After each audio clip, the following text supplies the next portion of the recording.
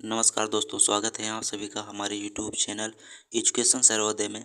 दोस्तों, आप जैसा देख रहे हैं कि सीटेट दिसंबर 2022 में जो परीक्षाएं होने वाली हैं, इसमें महत्वपूर्ण भूमिका रहती है पेडालॉजिस्ट की। इसमें हम दोस्तों दो एक पेडालॉजी कर चुके हैं हिंदी की, जिसमें 2-3 क्लासें हुई थी और सारी पेडालॉजी कवर की गई। इसमें हम इंग्लिश की सेकेंड क्लास करेंगे। इंग्लिश की फर्स्ट क्लास हो चुकी है पेडालॉजी की, और आज हम सेकेंड क्लास करेंगे। 2-3 वीडियो में इंग्लिश की पेडालॉजी कवर हो जाएगी। तो बढ़ते हैं हम दोस्तों वीडियो की तरफ और देखते हैं आगे कौन से चैप्टर्स हैं हमारे।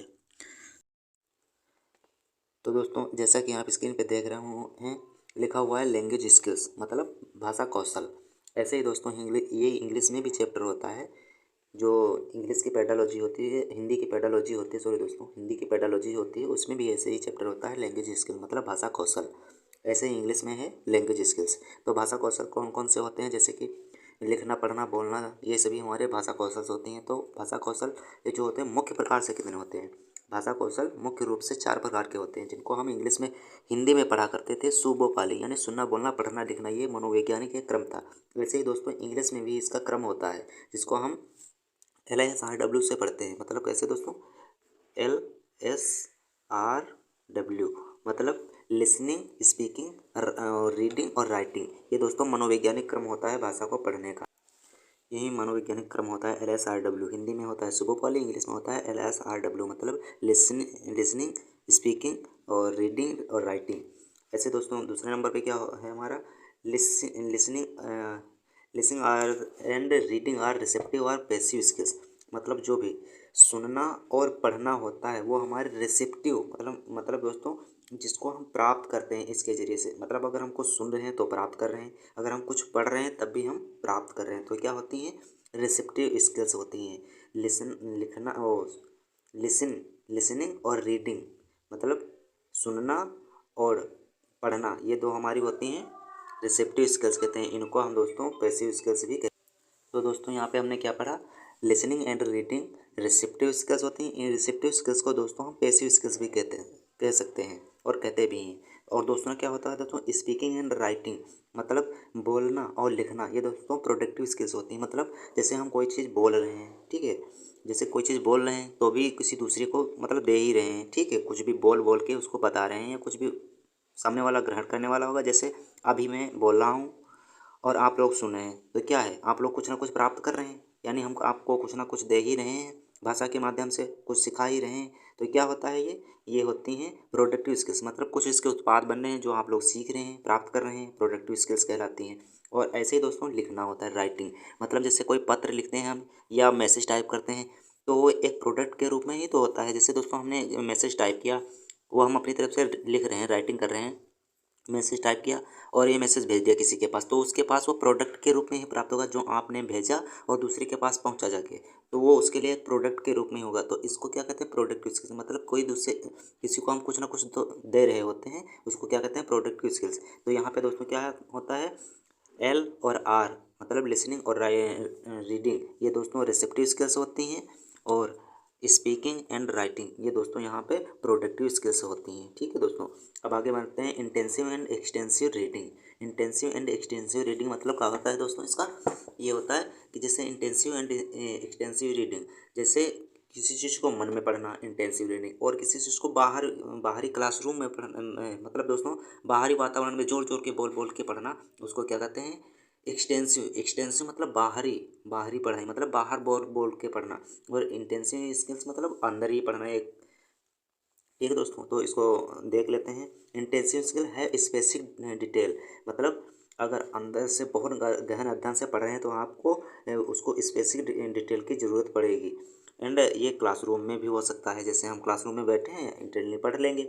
और extensive English to pleasure and noble of classroom, जैसे और एक्सटेंसिव इंग्लिश क्या होती है? एक्सटेंसिव इंग्लिश वह होती है जो क्लासरूम के बाहर पढ़ी जाती है। जैसे कोई हम नॉवेल पढ़ रहे हैं, रामायण, भगवत गीता, कुछ भी, हम ये अपने किस लिए पढ़ते हैं? ये अपने प्लेजर, आनंद के लिए पढ़ते हैं।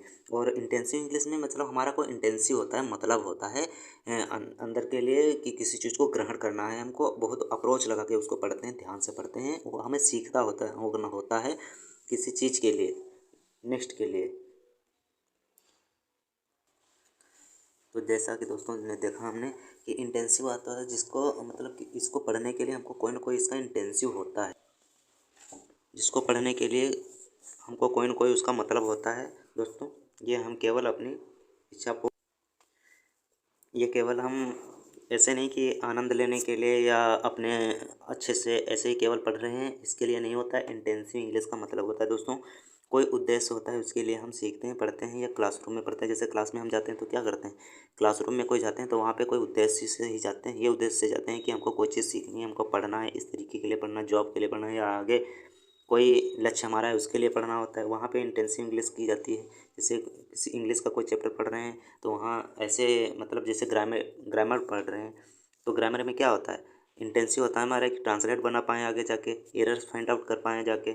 और एक्सटेंसिव इंग्लिश में क्या होता है, एक्सटेंसिव इंग्लिश क्या होती है, जैसे कोई नॉवेल पढ़ रहे हैं तो उसमें क्या है, हमारे पास एक्स्ट्रा टाइम हुआ तो यहाँ हमने नॉवेल पढ़ना स्टार्ट कर दिया, इंग्लिश में रामायण पढ़ना स्टार्ट कर दिया। कोई भी चीज़ जैसे जो क्लास, ये कोई ज़रूरी थोड़ी है कि पढ़ने के लिए हम नोबेल पढ़ने के लिए या रामायण पढ़ने के लिए कोई क्लासरूम अटेंड करें, क्लासरूम की कोई आवश्यकता नहीं है।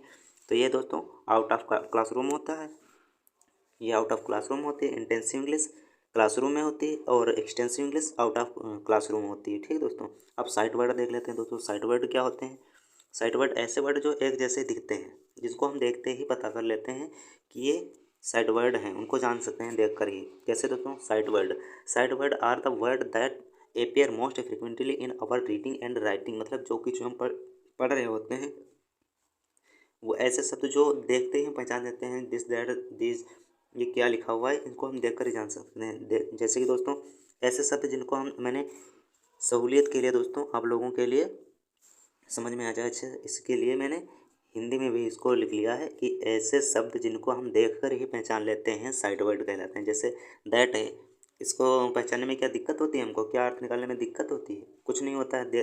हज़ारों बार हमारे सामने आया, हम जानते हैं इसको, दे दैट है, वह होता है इसके माने ही है, वह होता है इसके माने वह, जानते हैं इसको। तो ऐसे शब्द जो देख कर ही पहचान लेते हैं उनको क्या कहते हैं, साइट वर्ड कहते हैं। अब दोस्तों होता है स्कैनिंग। स्कैनिंग जैसे फोटोकॉपी कोई स्कैन करता है तो क्या करता है, scanning is sub skill of reading. जैसे जो रीडिंग होती है पढ़ने, उसकी सब स्किल्स होती है। मैंने दोस्तों बताया था कि 4 बेसिक स्किल्स होती हैं, LSRW, और उसके बाद में इसकी सब स्किल्स होती हैं। रीडिंग की ये सब स्किल्स है, रीडिंग की ये सब स्किल्स है। स्कैनिंग, स्कैनिंग में क्या होता है, जैसे किसी चीज़ को स्कैन करना, तो इसमें क्या होता है, scanning is sub skill of reading, sub skills of reading है ये दोस्तों। और scanning is reading rapidly in order to find out specific fact. मतलब किसी चीज़ को देखा और उसमें से स्पेशल फैक्ट निकाल निकाल के पढ़ रहे हैं तो उसको क्या कहते हैं, स्कैनिंग। मतलब जो भी पूरी तरीके से, ठीक है दोस्तों। और स्कीमिंग क्या होता है, skimming is reading rapidly order to get a general overview. इसमें क्या होता है, स्कैनिंग में क्या होता है दोस्तों, डिटेल में हम सब कुछ देखते पढ़ते हैं। जैसे अब अगर फोटो कापी हम स्कैन करवा रहे हैं तो वो कोई चीज़ छोड़ेगा, नहीं छोड़ेगा, वो सारी की सारी चीज़ें फैक्ट टू फैक्ट उसको स्कैन कर लेगा। बट स्कीमिंग क्या होती है, स्कीमिंग वो होती है जैसे हमने न्यूज़पेपर देखा और उसकी केवल हेडिंग टू हेडिंग देखते चले गए, उसके अंदर जाके डिटेल में हमने नहीं पढ़ा। Scanning is reading rapidly in order to get a general overview of the material. मतलब ये क्या कहना चाहता है, ये मटेरियल क्या है, जैसे कोई न्यूज़पेपर पढ़ रहे हैं तो उसमें हेडिंग हमने पढ़ लिया कि आज हिंदुस्तान में इतनी जगह बारिश होगी, बस ये नहीं देखा कि कहाँ होनी है, ये केवल टाइटल पढ़ लिया तो हमको ये ओवरव्यू होगा कि अच्छा बारिश के बारे में दिया होगा कि कहाँ कहाँ होनी है। इस तरीके से दोस्तों इसको क्या कहते हैं, स्कीमिंग कहते हैं। केवल जल्दी जल्दी ओवरव्यू में ओवरव्यू ले लेते हैं केवल उसको, तो क्या कहते हैं उसको, स्कीमिंग कहते हैं। बिलोंग टू एक्सटेंसिव रीडिंग, ये एक्सटेंसिव रीडिंग से ज़्यादा संबंधित है। जैसे अखबार पढ़ते हैं जब तो उसका हमका हमारा कोई महत्वपूर्ण उसका एक्सटेंसिव नहीं होता है दोस्तों, इंटेंसिव नहीं होता है, उसका एक्सटेंसिव होता है मतलब। ठीक है दोस्तों, आगे बढ़ते हैं। क्या होता है कंस्ट्रक्टिव पेयर, मतलब ऐसे शब्द दोस्तों जो एक जैसे दिखते हैं, एक जैसे बने होते हैं। Constructive pair a word, sorry दोस्तों यहाँ पे वर्ड है, वर्ड लिखा है, word is a pair of word, जो शब्दों के समूह होते हैं, are the same except for a contrasting letter. मतलब ये दोस्तों यहाँ पे भी सही कर लेना आप, लेटर, लेटर की स्पेलिंग दोस्तों गलत है, ये सही कर लेना। और यहाँ पे वर्ड दोस्तों यहाँ पे सही कर लेना। ठीक है दोस्तों, लैंग्वेज पढ़ लीजिए, क्या लिखा है, a constitutive pair a word is a pair of word that are the same except for constituting letter. मतलब जो शब्द एक दूसरे एक जैसे दिखते हैं वो शब्द, जिनके जो शब्द एक जैसे दिखते हैं उनके शब्दों के पेयर। अब दोस्तों देखते हैं ऐसे शब्द कौन से होते हैं। ऐसे शब्द दोस्तों देखते हैं, ऐसे शब्द होते हैं एग्जाम्पल जैसे हैं दोस्तों कि टेक वर्सेस टेप, मतलब देखो एक ही जैसे लग रहे हैं, टेक टेप। और टीम डीम, टीम डीम जैसे कहने लगते हैं देहात गांव में कहते हैं उल्टा पुल्टा, तो उल्टा दोस्तों ठीक होगा, पुल्टा क्या होता है, बट उसका रिलेवेंट होना चाहिए। इस तरीके से देखो जैसे हिंदी में ऐसे होता है, इंग्लिश में होता है टेक वर्सेस टेप, लेकिन इसके दोनों के मतलब होते हैं। और टीम वर्सेस डीम, डीम ठीक दोस्तों। Rat versus cat, fat versus net. Versus का मतलब ये नहीं है कि इसके विरोध में है दोस्तों, लेकिन ये है कि सेम शब्द हैं, सेम एक जैसे वर्ड दिख रहे हैं दोनों। फैट रेट मतलब इनके जो कहने का मतलब है, जो उच्चारण निकाल रहे हैं वो दोनों एक जैसे हैं। फैट रेट स्पेलिंग भी एक जैसी, वो स्पेलिंग अलग है लेकिन जो हम उच्चारण बोल रहे हैं ये सेम एक जैसा है। अब इनोटेशन क्या होता है, इंटोनेशन क्या होता है, इंटोनेशन इंटोन टोन, टोन जिसमें आ जाता है दोस्तों और फोन जिसमें आ जाता है वो समझ लीजिए कि आवाज़ की बात कर रहा है। टोन मतलब टोन, इनोटेशन मतलब आवाज़, वेरिएशन। ठीक दोस्तों। अब variation in the tone, variation in the tone जैसे उतार चढ़ाव, कभी हम अभी वीडियो में भी दोस्तों ऐसा है कि कहीं पर तेज़ बोल देते हैं, कहीं पे धीमे बोल देते हैं, कहीं पे स्पीड से बोल जाते हैं तो कहीं पे स्लो बोल जाते हैं। तो क्या होता है, राइज एंड फॉल होता है, उतार चढ़ाव होता है। और ये दोस्तों वेरिएशन होता है, वेरिएशन को ही इनोटेशन कहते हैं, उतार चढ़ाव को इनोटेशन कहते हैं। आवाज़ के उतार चढ़ाव को इनोटेशन मतलब आवाज़ से संबंधित है, और आवाज़ के उतार चढ़ाव को ही इनोटेशन कहा जाता है दोस्तों। ठीक है, आगे बढ़ते हैं। Sound in English language. अब दोस्तों देखते हैं कि जो इंग्लिश की भाषा होती है इसमें जो साउंड होते हैं वो किस तरीके से होते हैं। Sound in English language. अब दोस्तों देखते हैं यहाँ पे, अब यहाँ पे फोनेम पढ़ लेंगे। फोनेम मतलब स्मॉलेस्ट यूनिट ऑफ, जो फोनेम्स होते हैं ये क्या होती है, स्मॉलेस्ट मतलब सबसे छोटी इकाई, ध्वनि की सबसे सूक्ष्म इकाई को हम फोनेम कहते हैं। अब इसमें होता क्या है दोस्तों, टोटल अल्फ़ाबेट्स देख लेते हैं कितने होते हैं। टोटल अल्फ़ाबेट दोस्तों, अब क्या होता है दोस्तों, ये टोटल जो अल्फ़ाबेट्स होते हैं 26 होते हैं, और टोटल साउंड जो होती हैं ये 44 दोस्तों होती हैं, मतलब 44 जो होती हैं ये वॉइस से निकलती हैं। इससे 26 अल्फ़ाबेट से 24 वॉइस से निकलती हैं। वोवेल्स यानी वोवेल्स कितने होते हैं, हमको पता है वोवेल्स कितने होते हैं। वोवेल्स होते हैं 5, 5 वोवेल्स होते हैं, ए ई आई ओ यू। जो 5 वोवेल्स होते हैं, 5 वोवेल्स से 20 साउंडें निकलती हैं। 5 वोवेल से इनसे 20 साउंडें निकलती हैं। और कंसोनेंट्स जो होते हैं, व्यंजन जो होते हैं, इनसे दोस्तों 24 आवाज़ें निकलती हैं। ठीक दोस्तों, 21 जो बचे, 21 व्यंजन से 24 आवाज़ें निकलती हैं, और 5 वोवेल से, 21 कंसोनेंट से 24 आवाज़ें निकलती हैं, और 5 वोवेल से 20 आवाज़ें निकलती हैं दोस्तों। ठीक, ये इतना याद रखेंगे, पूछ लेता है कभी कभी।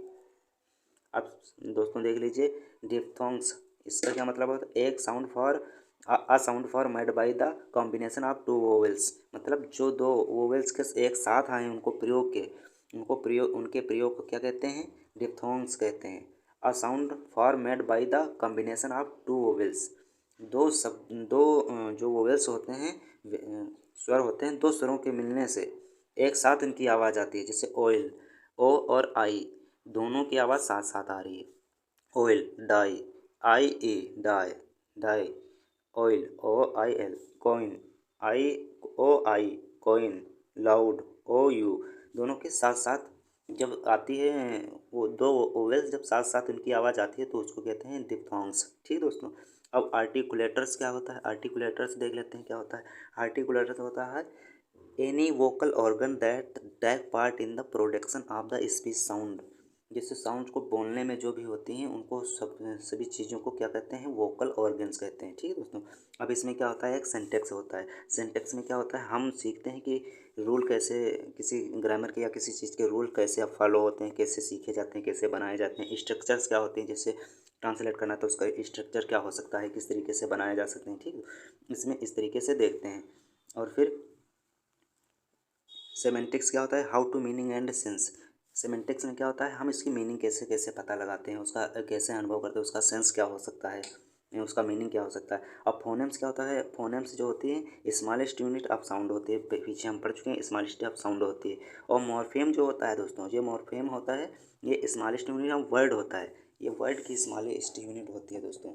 वो दोस्तों का है कि होती है वो दोस्तों होती है स्मॉलेस्ट यूनिट, वो ध्वनि की होती है इसमें छोटी सूक्ष्म इकाई, और ये दोस्तों शब्दों की सूक्ष्म इकाई होती है। क्या होती है? मॉर्फीम। मॉर्फीम को दोस्तों हम यह भी कह सकते हैं कि smallest meaningful combination of sound, मतलब साउंड की जो अर्थपूर्ण होती है वो सबसे सूक्ष्म इकाई होती है मॉर्फीम। और जैसे दोस्तों वो क्या है कि ध्वनि की सबसे सूक्ष्म इकाई होती है। जैसे यहाँ पे क्या हो सकता है, ध्वनि में क्या हो सकता है, क्या हाँ चलेगा, फोन में हो, ध्वनि में क्या हो सकता है, इसमें लिख सकते हैं हम फा, बा, इस तरीके से ABCD, या इस तरीके से अल्फ़ाबेट से लिख सकते हैं आप। तो इसमें क्या होता है, इसका कोई महत्वपूर्ण अर्थ नहीं है, बट इसमें क्या होता है, स्मॉलेस्ट यूनिट ऑफ वर्ड में क्या होता है, कोई वर्ड होगा जिसका अर्थ भी होगा और मीनिंगफुल वर्ड होगा। जैसे किसी विद लिख लीजिए, हम यहाँ पे विद लिख ले रहे हैं, तो विद का मतलब क्या है, साथ है इसमें। एक मीनिंगफुल सबसे मतलब स्मॉलेस्ट यूनिट मतलब सबसे छोटी इकाई, मीनिंगफुल ध्वनियों की सबसे सूक्ष्म इकाई होती है, वर्ड की सबसे सूक्ष्म इकाई होती है, उसको क्या कहते हैं, मॉर्फीम कहते हैं। ठीक है दोस्तों। अब इसको एक अर्थ की भी सबसे सूक्ष्म इकाई कह सकते हैं, जो मीनिंगफुल है दोस्तों, तो अर्थ की सबसे सूक्ष्म इकाई हम कह सकते हैं मॉर्फीम को दोस्तों। अब बढ़ते हैं आगे दोस्तों, देखते हैं क्या है। तो दोस्तों आज के लिए बस इतना ही, और मिलते हैं नेक्स्ट वीडियो में। चैनल पे दोस्तों नए हो तो सब्सक्राइब कीजिए चैनल को, और दोस्तों के साथ शेयर कीजिए, और वीडियो अच्छी लगी हो तो इसको लाइक कीजिए। मिलते हैं नेक्स्ट वीडियो में, तब तक के लिए जय हिंद दोस्तों।